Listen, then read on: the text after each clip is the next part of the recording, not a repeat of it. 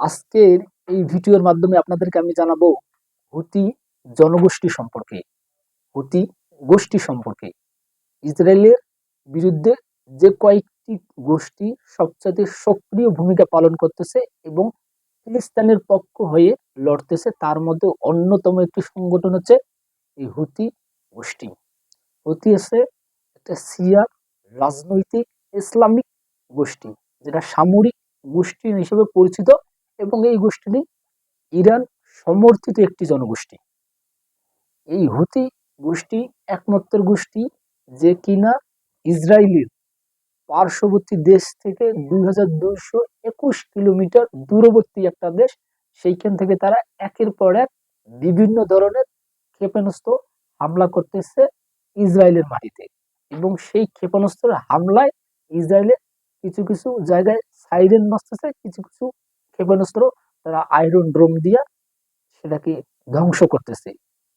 এই হুতি জনগোষ্ঠী সম্পর্কে আপনাদেরকে যদি প্রথমে জানতে হয়, তাহলে এর জন্মটা কিভাবে হলো সেটা আপনাদেরকে বলতেছি আমি।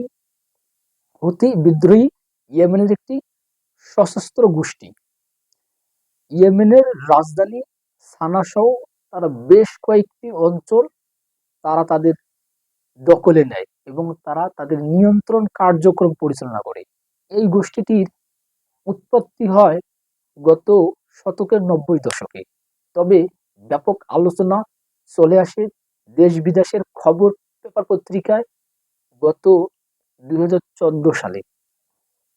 কারণ তারা সে সময়ে ইয়েমেনের তৎকালীন প্রেসিডেন্ট আব্দুর মানসুর হাদিকে তার পদ থেকে পদত্যাগ করতে বাধ্য হয়, এবং 2016 সালে সৌদি আরব তার সামরিক জোট মিলে ইয়েমেনে হামলা চালায় এবং সৌদি আরবকে সরাসরি সাহায্য করে পশ্চিমরা, এবং ইয়েমেনের হুতি গোষ্ঠীকে সমর্থন করে ইরান, এবং ইয়েমেনের হুতি গোষ্ঠী ইরানের সাথে তৎকালীন সময় সৌদি আরবের যে সামরিক বাহিনীটা তাদের সাথে সরাসরি যুদ্ধ করে তারা পেরে ওঠে না। এক সময় তারা বাধ্য হয়ে পিছু হটতে, এবং ইয়েমেনের হুতি গোষ্ঠীরা আবার জয়লাভ করে। পরবর্তীতে 2021 সালে জাতিসংঘের মধ্যস্থায় সৌদি আরব এবং ইয়েমেনের হুতি গোষ্ঠী একটা মধ্যস্থতা যে শান্তি আলোচনা শুরু করে। এখন পর্যন্ত তারা দু দেশের মধ্যে শান্তি আলোচনা হয়েছে। এই হচ্ছে হুতি গোষ্ঠী, তাদের হচ্ছে একটা কার্যক্রম, তাদের একটা বিকট পরিধি। এই হুতি গোষ্ঠী একমাত্র গোষ্ঠী যে এত দূর দূরত্ব থেকে তারা তাদের ফিলিস্তিনিদেরকে বিভিন্নভাবে সাহায্য করতেছে। তাদের বারবার ক্ষেপণাস্ত্র তারা বিভিন্ন যে নৌযান গুলো ছিল ইউএসএ এবং ইসরায়েলের, সেই নৌযানে তারা একের পর এক হামলা চালাচ্ছে, এবং তারা এটা বারবার বলতেছে, আপনারা যদি ইয়েমেনে, আপনারা যদি ফিলিস্তিনে আপনাদের আগ্রাসন না থামান, তাহলে আমাদের এই একের পর এক পাল্টা আক্রমণ চলতে থাকবে, এবং ততদিন পর্যন্ত চলবে যতদিন পর্যন্ত আপনারা গাজায় আপনাদের বর্বরচিতা, আপনাদের হত্যাযজ্ঞ না থামাবেন।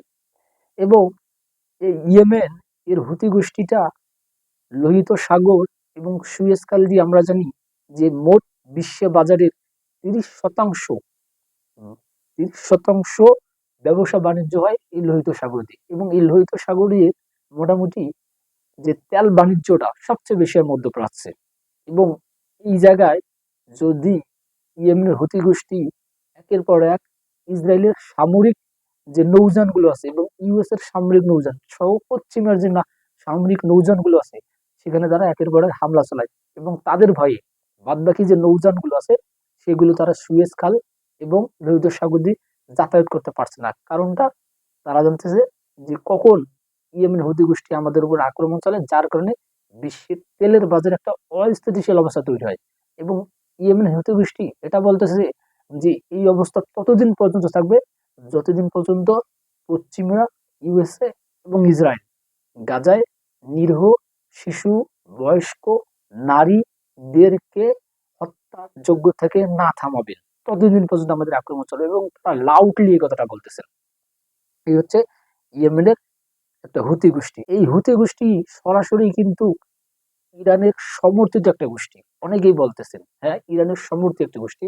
তাদের মদতপুষ্ট কিংবা তাদের যে সাহায্য সহযোগিতা তারা চলাচল করতেছে ইয়েমেন এর হুতি গোষ্ঠী এবং ইরান সমর্থিত একটি গোষ্ঠী। এ যুদ্ধে যদিও ইরান সরাসরি কোনো প্রভাব ফেলতেছে না, কিন্তু ছায়া যুদ্ধ হিসাবে ইরান প্রক্সি গ্রুপ, যেটা ইয়েমেনের হুতি গ্রুপ হামাস হিজবুল্লাহর হয়ে তিনি কিন্তু সেই ইসরায়েলকে প্রতিরোধ করার চেষ্টা করতেছেন।